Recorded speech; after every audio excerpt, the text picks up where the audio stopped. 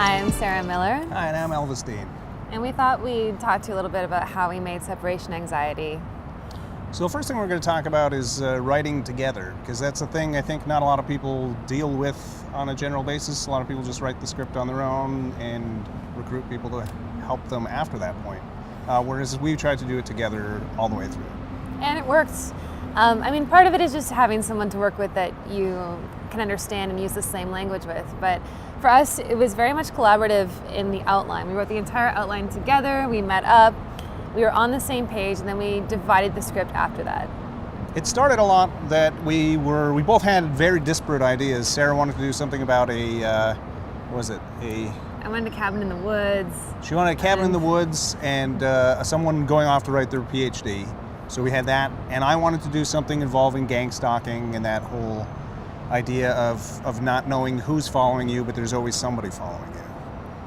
And the one thing about our screenplay that worked for us is that we kind of divvied it up, whereas I wrote one character, he wrote another character, and brought them to life separately and then bringing them together in the end once we'd fully formed them. We did eventually forget who wrote what parts of what scene, which I think is a good thing that meant we were compatible, because I've written stuff with other people and it just doesn't quite jibe, but I think our relationship had made it work. Yeah. So. All of that being said, I have to say that one of my biggest regrets about making the movie is that we didn't take enough time to do more rewrites. When the script finally came together, it was better than I thought it would be, and I think we were both so excited to get moving, and we had a very small window to shoot this, so we thought, okay, let's just move on to casting and we'll rewrite it when we have time, kind of thing, and that was maybe... Yeah, we never had the time to rewrite it. Yeah. So every time the Writers Guild goes on strike, I'm always like, oh, these movies that come out afterwards, they're all terrible. Why didn't they just spend the time, wait, and rewrite it?